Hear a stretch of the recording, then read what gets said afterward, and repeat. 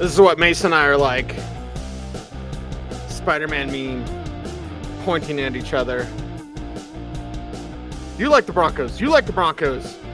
You like the Broncos. I feel like Oprah. Except instead of handing out cars, handing out bad football. I don't know. It's 3:30 p.m. Mountain Time, and that means it's time for Orange and Blue today. That means it's Cecil Lammey. It is Andrew Mason. It is the Spider-Man meme come to life right here on your screen. Mace, good day. It looks like the Broncos now have 3 quarterbacks for the first time in a while signed to their active roster. You wrote about it at denverfan.com. Yeah, Jarrett Garantano. That's how his name is pronounced according to Washington State University, where he played last year. Yeah, Jarrett Garantano on the 53. Basically, it comes down to this. You had some.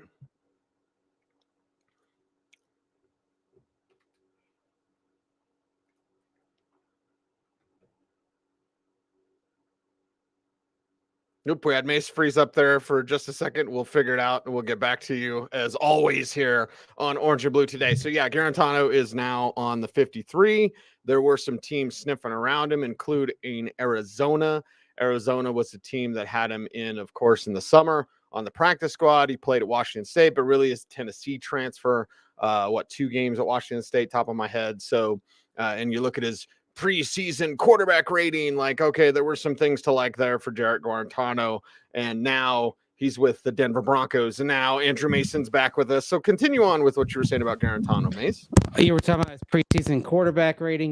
Did you mention Cardinals were interested in bringing him back because they had injuries at quarterback?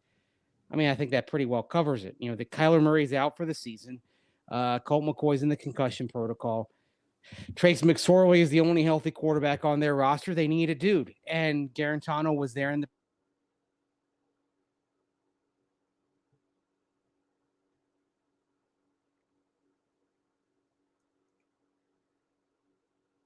Technology. We'll get him back.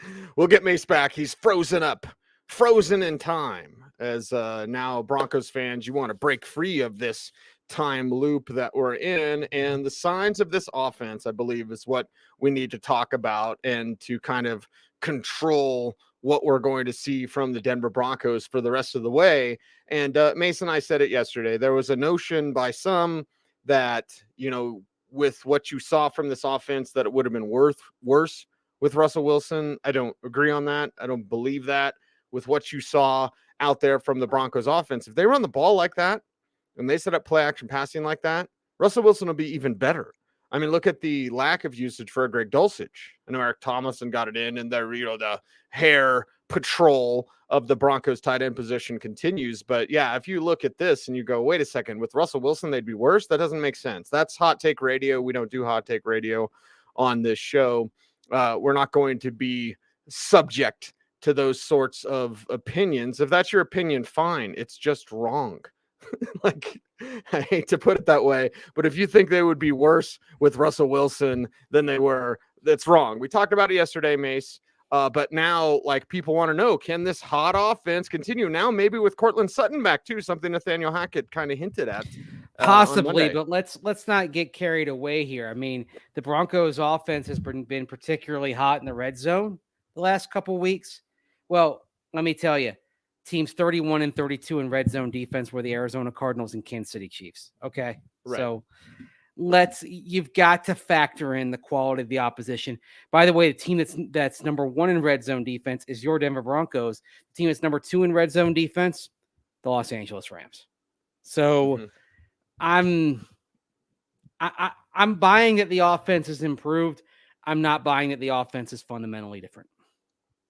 Fundamentally different, but they'd be better with Russell Wilson. That's kind of, I guess, where my point was. It's like, you're going to be better with Russell Wilson. Like, this whole notion that they were fine with Rippon, like, no, that's hot take radio. We're not going to do that. Well, I mean, the thing that Rippon does is he does function better within the strict structure of the system. Okay.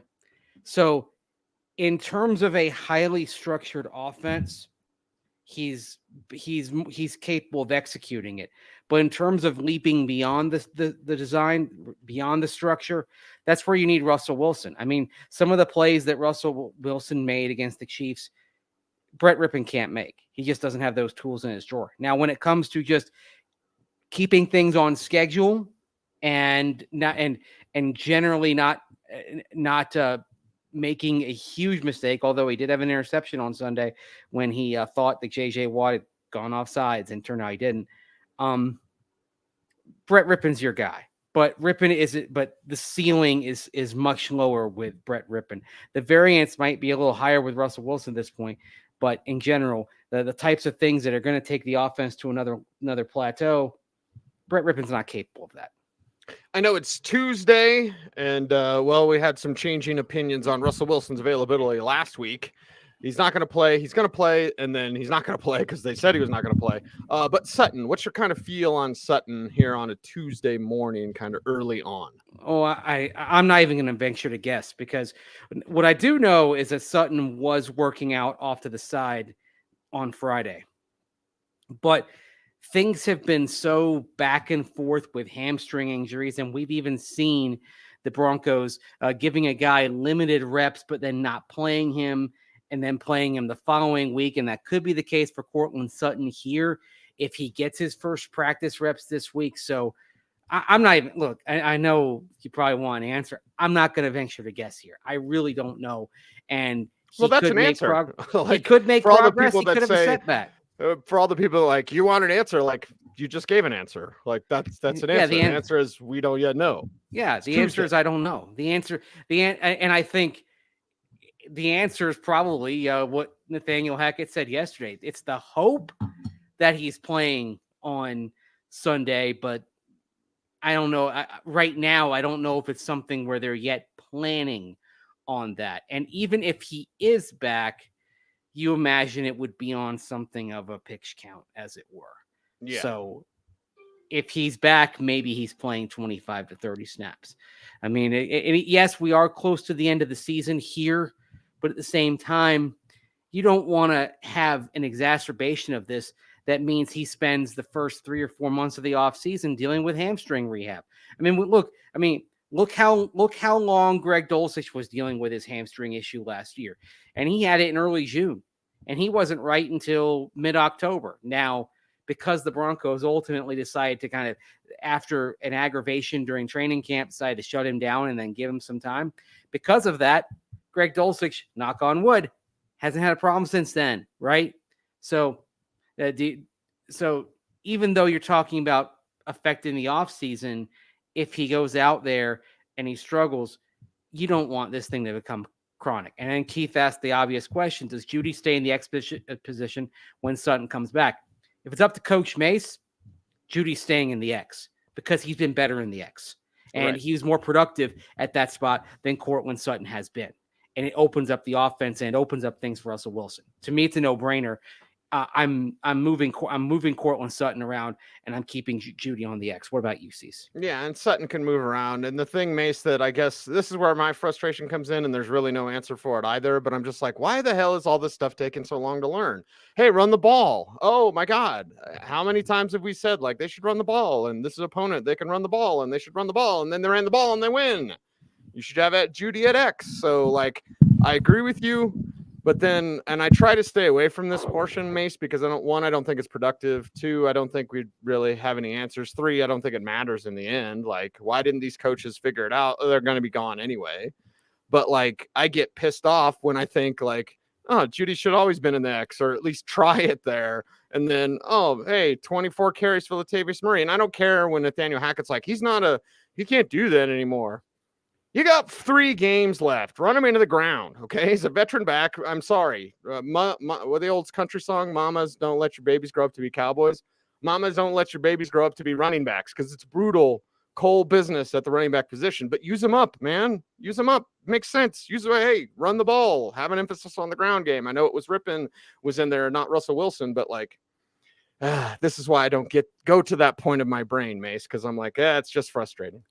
Well, it needs to be the rest of the way a lot of Latavius Murray and a lot of Marlon Mack, right? Mm-hmm. And I think with both of them, you say use them up. I'm not certain it's about like using him up and not bringing him back, because with Javonte Williams coming off of this injury here, you are in a position where Latavius Marlon Mack, or both could be back going into next year.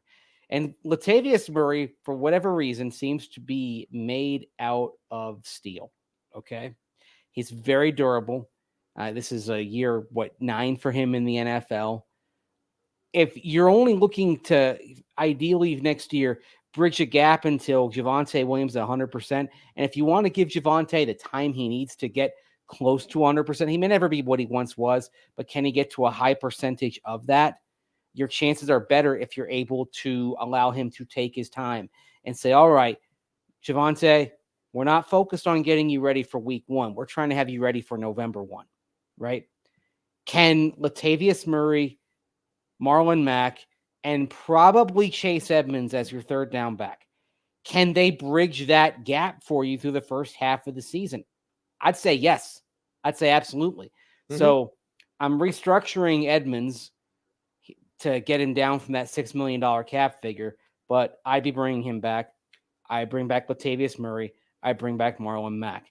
The other thing that does cease is then you don't lock yourself into having to pick a running back in the draft if the value isn't right or if there are other players there that you like. I mean, I don't like being locked into having to take any position in the draft. I like to have maximum flexibility, and it's a very easy fix. You can probably get Latavius Murray and Marlon Mack back on relatively inexpensive contracts, and then you do a restructure on Chase Edmonds that's incentive-based. Because there's every incentive for Chase Edmonds to sign a restructure because none of his money next year is guaranteed.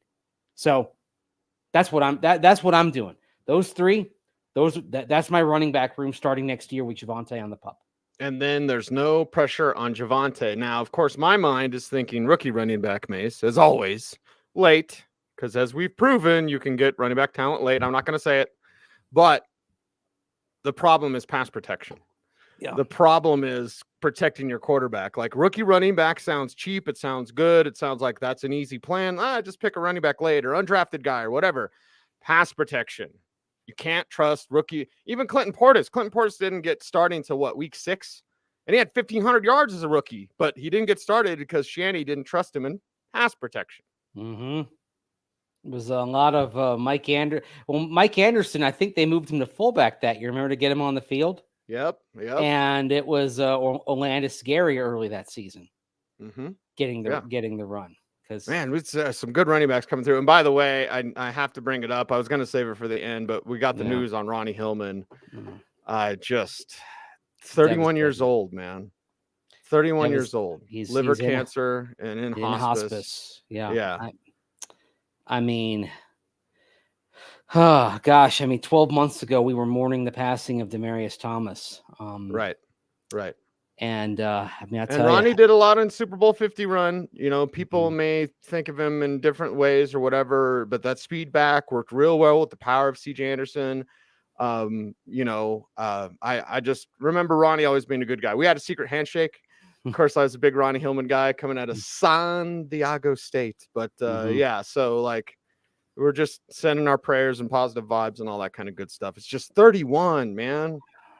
31 and having liver cancer and being in hospice. I can't even imagine. I mean, he had 7 touchdowns in 2015 for the Broncos. Yep. And remember, it was that weird thing that year where in the first half of the season, CJ Anderson started and Ronnie Hillman backed up, but Hillman was more productive. Then the second half of the season, Hillman started, CJ backed up, but CJ was actually more productive, but it worked all the way through. And I remember that. I think it was like a 72-yard run or 75-yard run, something like that against the Vikings early that season. They took off, had a huge hole and was gone. He was so explosive. But man, I was thinking about it today. I mean, obviously, thinking a lot about Ronnie Hillman and we all know what being in hospice means. And then 12 months ago we lost Demaryius Thomas. I mean, that's more than 1/3 of the touchdowns for that Super Bowl 50 team that year, because Hillman had 7 and Demaryius Thomas had 6. Yeah. I think it's one of those things, Mason, you've always been good at this, my friend. It's one of the reasons I appreciate you so much. We have to realize that these players, it's not fantasy football. They're not cogs in a machine. Now the NFL looks at them that way, but we as analysts and reporters, and I think you and I are analysts more than reporters, whatever, we wear both hats. But like, you have to remember these guys are human. And what happened with Gio Bernard, I think honestly, and I know Jenna, so like, and I consider Jenna a friend, but like down there in Tampa, when those guys are hounding Gio Bernard, like, you have to remember these players are human. Now we have a job to do. It's so very important. And I'm being a smart ass when I say that. But like, we have to remember these players, the humanity of this, the trials, the tribulations, how unselfish Ronnie and CJ were, in that situation where I think Ronnie started the playoffs and then CJ started the Super Bowl. Correct me if I'm wrong there. You're correct. But like, like just the human side of this, when we lose guys like DT, such a beautiful soul. And I think sometimes in the reporting, we've got a job to do. Like, I think that gets lost.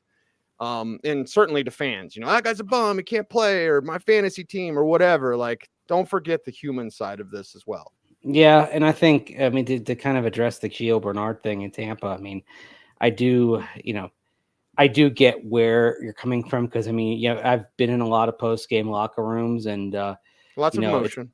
There's emotion, but people, you have to start there. And all right, it's a big play and something happened. And that's why, I got a lot of flack earlier this season for praising Melvin Gordon for talking after, on the days where he had a fumble, right?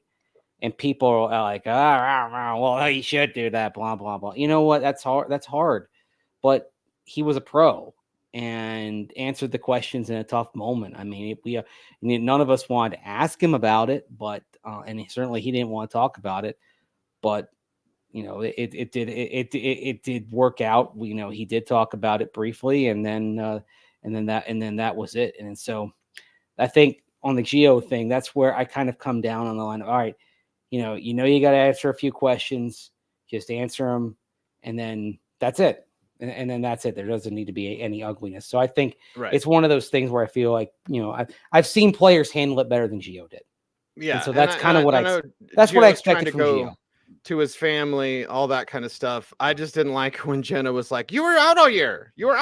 Like, obviously he knows that. And she also had the problem from earlier the year with the Todd Bowles, Mike Tomlin thing. Like, so, you take some L's in this business for sure. But I think there needs to be more of an awareness. And I would tell Jenna to her face, because again, I consider her a friend. But like, I'm just thinking of the human side of this. It's a difficult thing. There are frayed nerves all over the place in Tampa right now. And I think what we're seeing and what we saw there is a product of that. It's what, and it's funny where we talk about, Ronnie Hillman going into hospice, things don't last. Life doesn't last. Right. Moments, windows to win it all don't last. Right. They're in Tampa, everybody is looking at a situation that the window is closing and players are going to move on, and who knows when it's going to be like that again. Right. Right. Right. The fragility of life, the fragility of positive moments. And I think it's taking a toll down there. So, I'm trying to, there's a broader philosophical thing. And I think we're definitely in broad philosophical moments right now, with the news on Ronnie Hillman. But yeah, it's ultimately people, and it's people that in the locker room, people that bleed, that are, if it's not working out, that are downcast. Everyone in that Bucs locker room is looking at this season and looking at what they expected going in and seeing something slip away. And I think to some degree that was what was going on here with the Broncos a few weeks ago, as things were slipping away. Right. It's a different mindset. We're past that now. See, now what we are in, if you're talking about the Kubler-Ross 5 stages of grief, yes, we went to acceptance a little while ago, right? I would say acceptance was probably right there at around the Raider game. Losing, like, between the Raiders game and the Panthers game. Yes. That's where it went to acceptance. Because there was a completely different vibe in the locker room after the Panthers game and the Raiders game. The Raiders game, there was true kind of emotional in a sports sense, emotional devastation. Right. After the Panthers game a week later, it was very matter of fact. It's been very matter of fact ever since then. I think it's commendable to the players that we haven't, and we will eventually, like when Hackett gets fired, like there's going to be some stuff that breaks, but like I give a lot of credit to the players and even to the staff. And I don't give a lot of credit to the staff for like keeping it together, because players are businesslike and they're just like, this is the way it is. And we've seen it before, Mace, where it's like, they're going at each other and that locker room is really contentious and there is a division. Remember, it used to be offense, defense split. And then they like mixed everybody up and now you don't know where everybody's at. But like I give a lot of credit to everybody in the building for not just being an absolute dumpster fire and finger pointing. Like there's some of that's going to be released. That'll come out later. But like right now, they're just kind of staying together, doing business. Doing business is actually a very good way of putting it because it was Deshaun Williams after the game on Sunday who talked about putting the film out there for all 32 teams. Right. And when I think of where the Broncos are right now, I will give credit to Nathaniel Hackett for his role in keeping this team from falling apart. I'll give a lot of credit to Ejiro Evero as well, because Evero has kept the defense from going into finger pointing mode. And you and I have seen finger pointing mode in these parts over the years at times between the defense and the offense.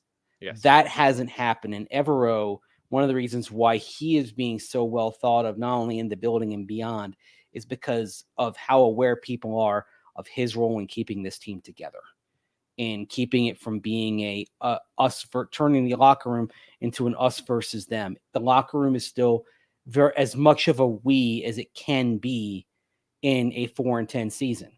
But what Deshaun said on Sunday also reflects where a lot of players are, especially those with expiring contracts. Players know that change is coming, and they know that change means that some good players are going to be swept out just because they're part of something that failed. And also because that you're going to have new coaches coming in and looking at this and wanting their own people. I mean, and that's and I don't think Nathaniel Hackett is for certain out. I think there is still a way for him to save his job. It probably involves 2 more wins. It starts with on Sunday in Los Angeles. But I'll say this, if they lose badly on national television on Christmas Day, if they lose like 27-7 to the Rams, this is probably all academic from here, right? Mm-hmm. If they win this game, then I think it comes down to, do they play well and win at least one of those last 2? And if they do, then I think we are talking about a scenario where he may be back with some staff changes. Short of that, I think there's going to be a broom sweeping through, and it's going to sweep, and the changes will sweep out some of the guys in the locker room as well. And I look at, and Deshaun Williams is like a great example of a player who's had a really good season, the best season of his career. Yes. And every time he's been asked to step into the lineup, he's delivered ever since he got here. This is somebody who looked like he was going to struggle to get it to stay in the CFL. And he's kind of gone. He's kind of gone the Shelby Harris route, maybe not to the degree of Shelby, but he's made himself into somebody who's probably going to stick around another couple of years in the league. But he also knows the reality. What make yourself a tough cut. Yes. And I remember when Deshaun Williams got here in that training camp, one of my best friends runs the Alouettes, and he was inquiring with me. He's like, "Hey, do you think Deshaun's going to be available?" I'm like, "No." No, he ain't going back to Canada. So like you give those guys a lot of again, the human side. I think, Mace, that's kind of where we're at, the philosophical side of things. Like hey man, make yourself a tough cut, and this is a tough business. So congrats to a guy like Deshaun Williams if he's able to play and continue playing in the NFL, even if it's not here. Yeah, because here's the thing. When you get past those elite level players, those star players, bottom line is there's not a heck of a lot of difference between backups and rotational guys in the NFL and the players that you're going to watch in the USFL and the XFL in the next few months.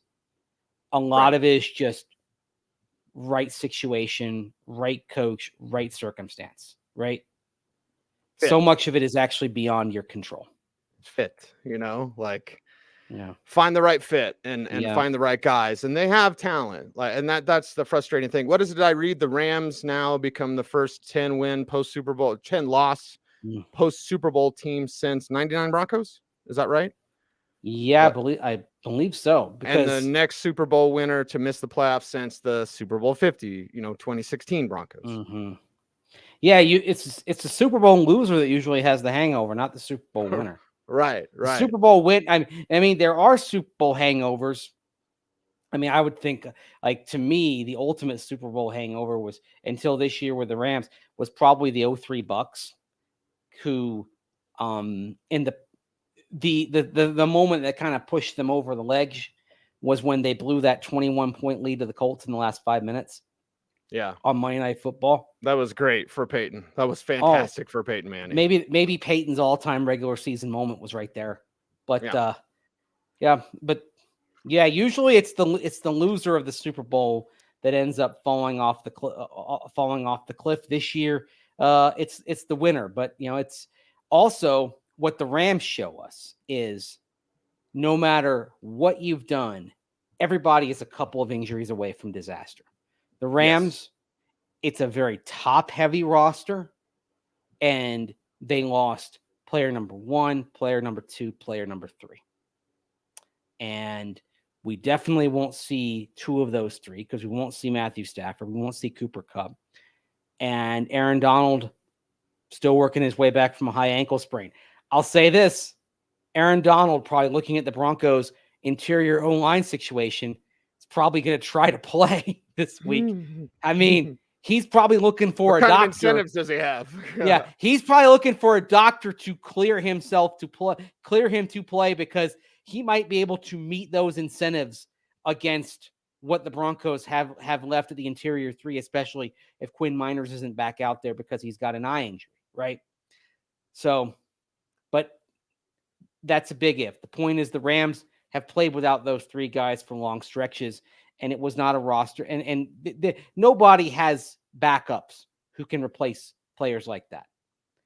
And the Rams haven't had a first-round pick since Jared Goff, so it's not like they've had premium picks to come back to. Like they've paid that price. Stafford said he's not going to retire, which I think it's a neck thing. Like don't mess with a neck injury. Ask Sterling Sharp or Al Wilson or Eric Dickerson. Like neck injuries can be crucial, critical. And then Sean McVay may retire. Hell, he was thinking about retiring after the Super Bowl. And then the John Harbaugh thing, like the buzz around Baltimore is like Harbaugh could be on the hot seat. And I was like, hey, Baltimore, dummy up and get rid of John Harbaugh, because we'll take him here. When I see that, I think to myself, okay, if they make a coaching change here in Denver, they want to splash, right? And I think part of the decision on Nathaniel Hackett is who's available, right? Pittsburgh isn't dumb enough to fire Mike Tomlin. If they were, he'd be at the top of the list, right? Yes. Is Baltimore in a spot where, I wouldn't say it's a dumb thing in Baltimore, but from the top down, it's an organization that for the most part is pretty good at knowing when it's time to turn the page, right? They knew it was time to turn the page from Brian Billick, and Billick had been there 9 seasons, and they get John Harbaugh. This is now year 15 for John Harbaugh, believe it or not. And he's still a very good coach, but it does feel like a moment where, like, kind of almost like Mike Shanahan's last days in Denver. Like, is it a Gary Kubiak thing? Let me ask you super quick, like, because it's a Greg Roman thing. Like most people around Baltimore are pissed at Greg Roman. So is it a John Harbaugh not wanting to fire Greg Roman thing? The way Gary Kubiak was very loyal to some of his assistants. A little bit, but I'd say for Greg Roman, the positives outweigh the negatives. I mean, about a year or two in the last couple of years, people were talking up Greg Roman as potential head coach. I don't think he suddenly became stupid this year. Okay. Right. And I wouldn't blame John Harbaugh for defending his guy. And the other thing also, you've got the Lamar Jackson thing floating over it. Well, Baltimore's just in an interesting spot because if they don't want to bring back Lamar Jackson, you can almost feel like there's an understanding from the top down that this may be time for a reset. Yeah, and they could change everybody. That's what I mean. I right now, I think it's very possible that they're trading Lamar Jackson and they're moving on from John Harbaugh, and they're looking at the landscape around the AFC. And look, and this is something for the Broncos as well. This landscape appears to become more daunting by the week, okay? Because it's not just the division, okay? You've got Mahomes, you've got Allen, you've got Burrow, okay? These you can see kind of the pieces on the board where it feels like, remember the NFC back in the 80s when you had like the Giants and the 49ers and the Bears and then Washington just as these juggernauts year after year. Powerhouses. Right. Yeah. You're getting the sense now that the Chiefs, because they kept on going without Tyreek Hill, the Chiefs, the Bills, and the Bengals look like they're here to stay with what they have and what they've built. The big question of those three is probably Cincinnati, and it's more of a, can Mike Brown find enough cash one way or the other to put in escrow to get a long-term deal done with Joe Burrow? Mm-hmm. And you know what? My answer to that is he probably will. There are ways. He owns an NFL team. There's a lot of equity in that. I think they're going to be able to pull that one off because I'm part of the team. Yeah, or bring an investor to bring in a 10% investor, right? Mm-hmm. They sold the naming rights on what was Paul Brown Stadium. That was something incredibly significant for the Bengals because, I mean, it's Mike Brown. That's his father's name on the stadium, but they sold the naming rights. And I think in part of that is we need more cash if we're going to keep this together. So anyway, I think those three teams, those three quarterbacks aren't going away. And then, honestly, they may not get over the finish line to make the playoffs this year, but I think something's happening in Jacksonville where they're going to join they're going to join those top teams because Trevor Lawrence looks like one of the best quarterbacks in football right now. Looks like we might be talking about Trevor Lawrence as an MVP next year. Yes, exactly. Phenomenal. Keanu kiss for Trevor Lawrence, dude, because last year was only one game where he looked good, and that was the final game. Well, coaching matters, right? Yes. You get a quarterback guru who knows what he's doing, who got, in retrospect, the fact that he got Carson Wentz to an MVP level should tell us something about, as we see the Eddie Murphy look-alike gif, should tell us something about what kind of quarterback whisperer Doug Peterson is. So so I mentioned those three teams. I mentioned Trevor Lawrence and the Jaguars. Oh, by the way, you got Justin Herbert doing Justin Herbert things out with the Chargers. They're going to the playoffs. And Tua looks like a keeper with Miami, and they look like they could be kind of that San Francisco of the East, right? And so if you're Baltimore, you can't be blamed for looking at this and saying, maybe this is the moment where you have to kind of do a reset here because we're not going to get past these. And oh, by the way, all that, Cease, is one reason why what George Payton did in March for Russell Wilson, it was defensible because you could not just do ordinary moves to try to contend in the AFC. You had to try something audacious. He did. So far, it hasn't worked, which is why next year it's about getting Russell Wilson back to a functional level because that's the only shot the Broncos have of being in the mix with those teams that we just talked about. Scared money don't make money. Yeah. And you gotta go big to win big. You gotta risk big. And he George risked Payton big. did that. Yeah, he and did. I will say this about the Jackson thing, and then we'll tie it up. Dude, we're on tonight on what are we calling it? PM edition? It's the DenverFan.com PM edition. Okay. On 104.3 The Fan from 6 p.m. to That's 7 the p.m. longest, Mountain Time. dumbest name we could have ever had for that show. I apologize, but I'm hosting that. You are on with me from 6 to 7, so we can continue this. But I just wanted to say, I can't say very much except to say the name is going to be shrinking here in a little bit. I'm glad at least it's not named the Neutral Zone, because I give Phil and Eric a bunch of crap about that all the time. Like, seriously, guys, I know you work for the team, but your podcast got to be named the Neutral Zone. Seriously. Why did they call it that anyway? I don't know. It's a terrible name. We're not going to say anything like good or bad. It's neutral. And I love them both. I do love Phil and Eric both. But on the Jackson tip, like, you needed him to take a step like Jalen Hurts did, and he didn't.